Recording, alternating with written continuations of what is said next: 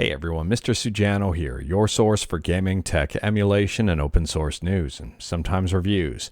In this video, we're taking a look at the KAMRUI AM06 Mini PC. Let's get started.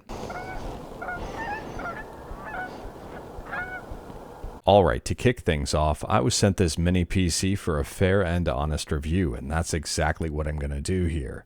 Now this PC is marked as the AM06 Pro. It features an AMD Ryzen 7 5800U, 32 gigs of RAM, and 512 gigs of storage. Now one thing I wanted to point out right away is that the box reminds me of very old PC parts. It's just the text here with the shadow effect. It's simple, it's straightforward, it's, in my opinion, effective. You know exactly what you're getting. So taking a look in the box, right away you can see that mini PC, and we'll get to that in just a second. On the right side, we've got our cables. So the power brick on this one outputs at 19 volts and 3.42 amps and 64.98 watts. And interestingly here, it connects via USB-C, and that is one thing I like seeing. Also included in the box is a bracket here. It is metal if you wanted to mount this to a wall or something. And there's also an HDMI cable. On top of that, they've included another connector here that is completely optional, but if you've got an additional drive that you'd like to connect, you should be okay. And here is the AM06 Pro in all of its glory. On the top of this thing, you can see the power button that's on the corner, and we'll get to that later on in this video. We've got some stickers to let us know it's powered by an AMD. On the front of this, we've got our audio jack. We've got 2 USB ports and 1 USB Type-C port. I'm liking seeing that USB Type-C port right on the front. On the right side of this device, we've got some venting, and it's hidden pretty well here, blends into the side of the case. And on the back, this is kind of where the magic happens. On the left side there, we've got our USB-C port that's reserved for power. We've got 2 USB ports, an HDMI port, a display port, and 2 LAN ports. On the bottom of this device, there is some venting and some rubber feet, and those rubber feet can be unscrewed to open it up, and let's do that next. Opening this up is simple and straightforward. A screwdriver is not even required. At least not for me here. I just squeezed the rubber feet and twisted this thing, and it came right off, and it came apart fairly easily. And here's a look on the inside. You can see it's pretty easy to get to the RAM and the storage drive. Here's a closer look at that RAM. And here's a closer look at the 512 gigs of storage. Now, I would say this thing is super easy to work on if you needed to switch out the RAM, if you needed to switch out your storage drive. I like how easy this was to open, no tools required, and it's pretty simple and straightforward. You might need a tool though, just a screwdriver here to unscrew the drive, but that's about it. Now, before I go over the testing on this, there is something I want to point out. This entire video is being powered by the AM06. I'm filming right now on the AM06. I'm recording and editing and uploading from the AM06. So for those who may be curious, here is the current task manager as I'm recording this video. So this task manager is live. I'm recording the video. I've got a bunch of stuff up. And right now I'm sitting at about 23 to 26-ish% CPU usage. And the GPU is sitting around 33%-ish. The temperature on the GPU is sitting right around 67, 68 degrees overall. And I would say here that this is pretty good. I mean, it's not necessarily a powerhouse of a CPU and GPU, but at the same time here, I mean, it's pretty versatile. And as for the RAM, I'm currently using 6.5 gigs out of 32. Another thing worth pointing out is that the AM06 is not a spec beast. I mean, it's got a healthy amount of RAM and healthy amount of storage, but at the same time here, I mean, look at the price. It's priced at 429 Canadian dollars. That translates to roughly 315 US dollars, give or take. And on top of that, the Steam Deck in Canada is priced at $499 for the lowest entry one. So this is even less expensive than that. So with all of that being said, here are some gaming tests, and I was pretty surprised with the results. So this is PUBG up and running. I'm getting well above 60 frames per second, but at the same time here, I've got the graphics turned down pretty low. And it depends on what I'm doing, but the frame rate will go lower than 60. It's very inconsistent. Mind you, I am screen recording at the exact same time.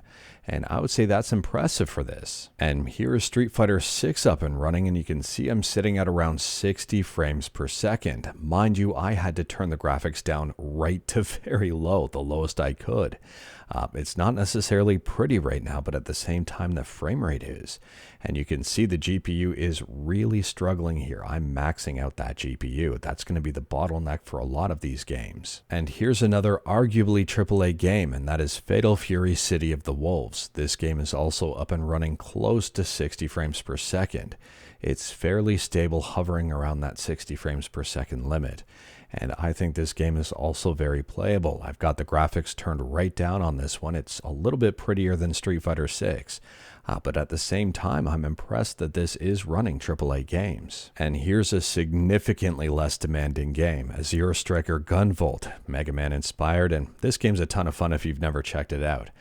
Anyways, this one's having no trouble maintaining 60 frames per second. The CPU and GPU usage is very low. Now, in terms of emulation, this is where things get very interesting. I didn't normally have trouble with any emulators, but as I got into more advanced systems like the Wii U here, I'm checking out, this game is called Breathing in the Wilderness.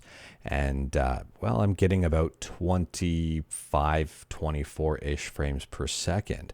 However, I can tweak that to try to get more. So after tweaking some settings using FPS++ and also lowering the resolution ever so slightly, I was able to get a relatively consistent 30 frames per second, which I think is acceptable for Breathing in the Wilderness. It's playable at this frame rate. Now, I have been using this PC on and off for the last little bit just to test it out, and this is the first time I'm doing a video with it and using it to power my YouTube channel. And I will say, from a content creator standpoint, this PC is absolutely fine. From a gaming standpoint, I would say if you're not looking at AAA games and you're on the lighter side of things, then it should be absolutely fine. And the price point on this one, I would say, is fairly attractive. So let's get into what I liked and what I didn't like about this device, and we'll start out here with what I liked. First and foremost, I like the front panel. I like that it's got a USB-C port and two USB 3.0 ports and a headphone jack. On the back of this, I like that there are two more USB ports, but they are just 2.0. May help out with compatibility depending on your devices. I like that it's got a DisplayPort jack built in and an HDMI port. Now, as for the network jacks on this one, I liked the right one a little bit more than the left. I guess it depends on which way you're looking at it. I like the jack that's closer to the DisplayPort, and that's because that one operates at 2.5G, which is amazing.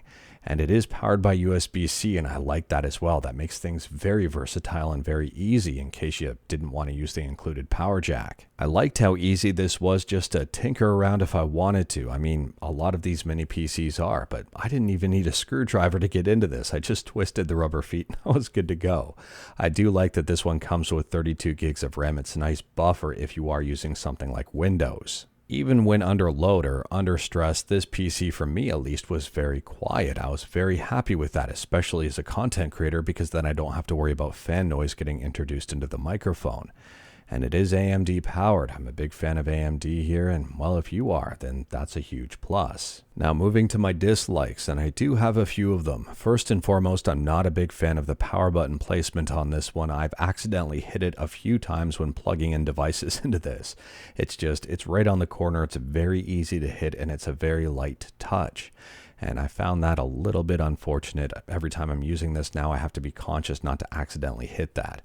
And the other thing I didn't like, or I wished, is that they had another USB-C port on the back of this, and also a USB 3.0 port on the back. And the last thing I'll say here, and this is more of just personal preference and maybe not a popular opinion, but I wish they offered a Linux version of this. I know you can just install Linux on this if you want, but if they just offered one that was powered by Linux in general, they could possibly shave off a few bucks and not have to pay for that Windows license. I mean, if the AM06 here came preloaded with something like Bazite, I think some people may be very interested in a little tiny gaming machine that could play a wide variety of games and maybe even some AAA games. So again, taking a look at the price here, and it's priced at 429 Canadian dollars. And with 10% off, it brings it down to like 386 Canadian dollars, which works out to like 283-ish US dollars. That to me is a very decent price to performance ratio. So at that price point, it depends on your use case as to whether or not I'd recommend it. I mean, if you're picking this up to be a gaming powerhouse, I wouldn't recommend it. I would say you'd probably want a dedicated graphics card. But anyways, here at the price point, though, it is very versatile. I mean, it can play a bunch of different games. It can play AAA games if the graphics are turned right down. And in terms of emulation, if you're not really pushing it like CMU and playing Breathing in the Wilderness, it does a really good job overall. So I would say here, if your demands aren't crazy and maybe you're looking for a home theater PC or maybe a home server or even a light content creation machine, I mean, I wouldn't be able to stream and record all at the same time here and play a game because I think that would really stress the system. But at the same time, I mean, it's doing a really good job right now powering this YouTube video. I think the big question here is the price to performance ratio. I mean, if you're looking for a home theater PC, would this be overkill for you? If you're looking at playing a whole bunch of games, would you be wanting to pay a little bit more for maybe more graphical performance? Or is this in that nice all-rounded sweet spot for you? Let me know. But anyways, that is all I've got for you in this one. Straight to the point, all stuff and no fluff. Huge shoutouts to KAMRUI for providing the AM06 Pro for a fair and honest review. And I want to stress that point, fair and honest. When a company agrees to send me a product to review, I'm allowed to do whatever I want, no holds barred. That's part of the agreement. I just promise a fair and honest review, and it's risk they take by sending me that product. Anyways, let me know your thoughts on the AM06 Pro in the comments below. If you like this video, leave a like. If you didn't like this video, leave a like. Hit that subscribe button, check out my other videos. Don't tempt fate, save your state.